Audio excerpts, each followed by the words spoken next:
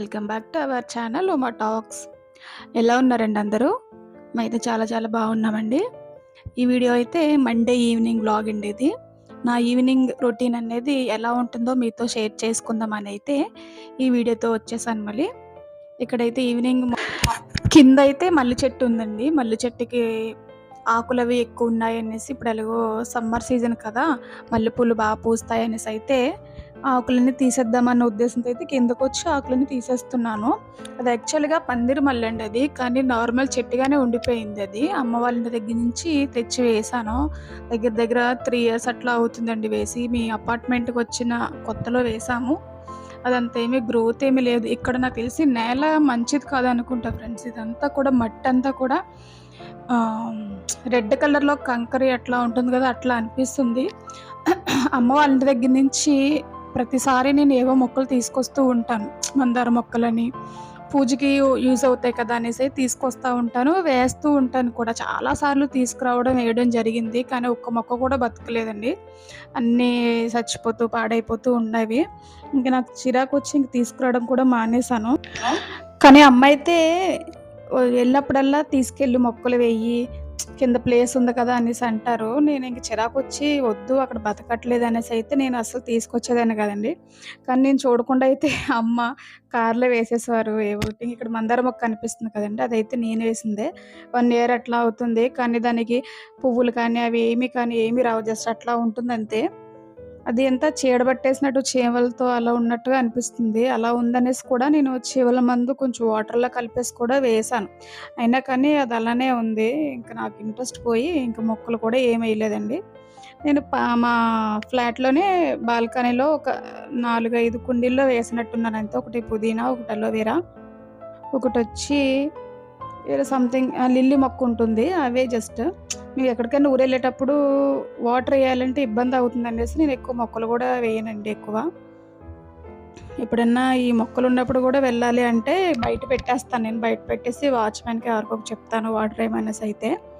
అక్కడైతే అదంతా పనయిపోయి నేనింక పైకొచ్చిన తర్వాతయితే టీ అనేసి పెట్టుకున్నా అండి. టీ పెట్టుకున్నాను. పక్కన అయంతా కూడా వాటర్ బాటిల్స్ అవన్నీ కూడా ఫిల్ చేస్తున్నాను.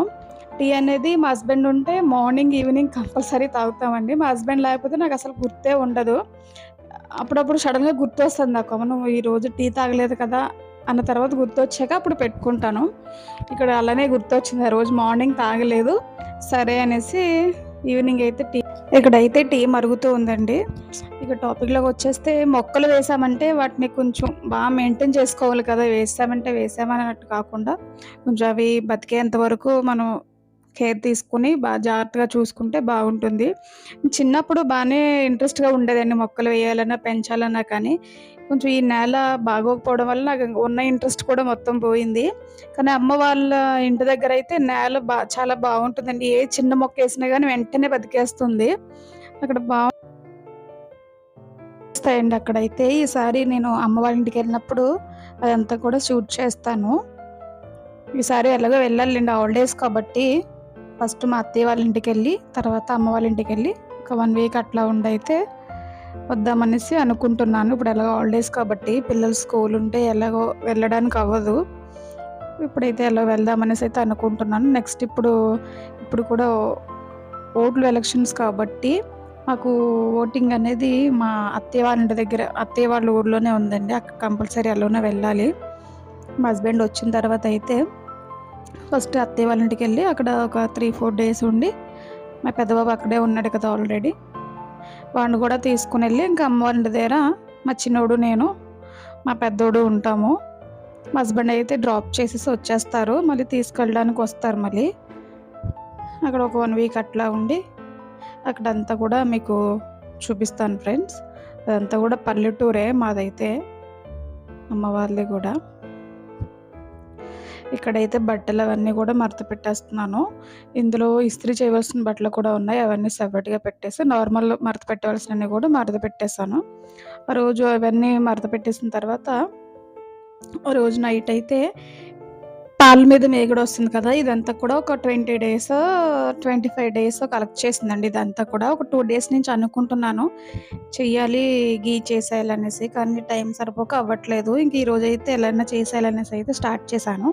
ఏమీ లేదండి, అదంతా కూడా ఒక గిన్నెలో ట్రాన్స్‌ఫర్ చేసుకొని, కొంచెం వాటర్ వేసుకొని మనం ఇలా నేనైతే ఈ మజ్జిగ చేసే కర్రతోనే చేసేస్తానండి ఇది. చాలామంది మిక్సీలో వేసి మిక్సీ పట్టిన తర్వాత మళ్ళీ ఇలా చేస్తారు. ఇలా చేస్తేనే నాకు సింపుల్‌గా అనిపిస్తుంది. మరి మిక్సీలో వేస్తే మిక్సీ గిన్నెకంతా జిడ్డుగా అంటుకోవడం అదంతా కూడా అవుతుందనేసి అయితే నేను ఇలాగే మజ్జిగ కవ్వంతో చిలికేస్తానండి. ఇక్కడైతే వెన్నంతా కూడా సెపరేట్ అయిపోయింది.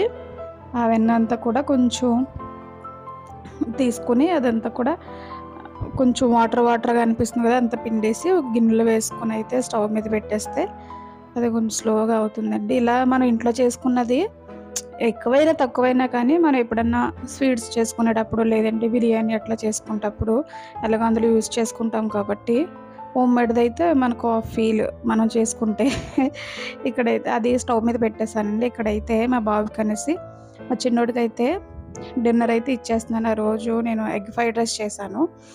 అదైతే వాడికి చిన్నోడికి ఇచ్చేస్తున్నాను. వాడు ఆడుకొనొచ్చి స్నానం చేసి టీవీ చూసుకుంటున్నాడు. వాడికైతే ఇచ్చేసి వాడైతే తింటున్నాడు. నార్మల్‌గా వాడేం చూస్తాడు, ఇంక బొమ్మలే చూస్తాడు కదండీ!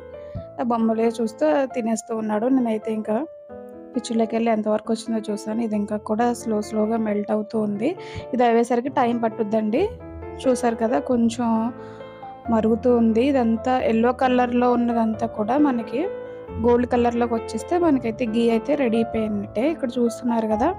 గోల్డ్ కలర్‌లోకి వచ్చేసింది ఇదంతా కూడా. మనకిక్కడ ఘీ అనేది ఆల్మోస్ట్ రెడీ అయిపోయింది.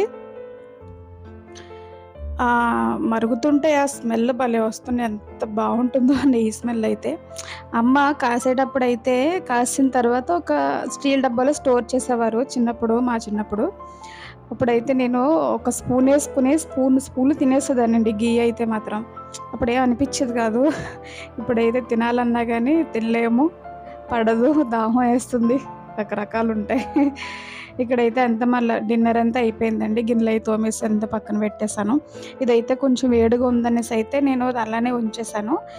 ఇదైతే నెక్స్ట్ డే మార్నింగు స్టీల్ బాక్స్‌లోకైతే ట్రాన్స్‌ఫర్ చేసేసుకున్నానండి. ట్రాన్స్‌ఫర్ చేసుకున్న తర్వాత గిన్నంతా ఉంటుంది కదా! దానికి అంటుకొని ఉంటుంది కదా! ఇంకా కొంచెం నెయ్యి అనేది ఉంటుంది దానికి. అదేమి వేస్ట్ చేయకుండా మేమైతే చిన్నప్పుడు నెయ్యి గోకుడు చేసుకునేవాళ్ళమండి. ఇప్పుడు మరి అందరికీ తెలుసో లేదో తెలీదు కానీ నాకు.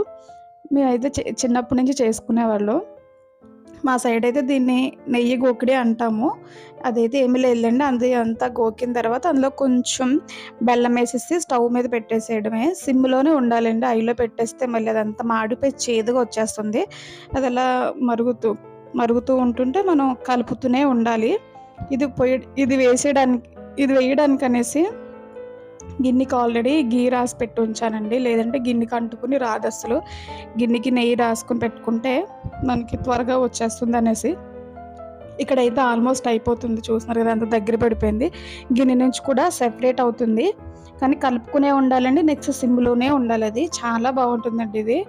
లైక్ ఇప్పుడు మనకి జాతరలో జీడిలయి అమ్ముతారు కదా! అదే టేస్ట్ వస్తుంది సేము. చాలా బావుంటుందండి. మంచిది కూడా. ఇందులో ఏముంది ఘీ, నెక్స్ట్ బెల్లమే. ఫుల్ ఐరన్ ఉంటుంది. అయితే నాకు చాలా ఇష్టమండి. ఇప్పుడు మా చిన్నోడికి కూడా చాలా ఇష్టం ఇదంటే. మా చిన్నోడు కూడా బాగా ఎంజాయ్ చేస్తాడు. ఇక్కడైతే వేడిగా నెయ్యి గోకుడైతే రెడీ అయిపోయిందండి. ఇది వేడిగా ఉన్నప్పుడే కొంచెం మెత్తగా అనిపిస్తుంది. చల్లారితే గట్టి పడిపోతుంది. కావాలంటే డబుల్ బాయిలింగ్ చేసుకొని కూడా అది మెల్ట్ చేసుకోవచ్చులెండి, ఇబ్బంది లేదు. ఇదైతే ఆ రోజు నైట్ అదంతా పనంతా అయిపోయిన తర్వాత స్నానం చేసి నేను నైట్ కూడా జస్ట్ అట్లా ఆరతి అయితే వెలిగించుకొని దండమైతే పెట్టేసుకుంటాను.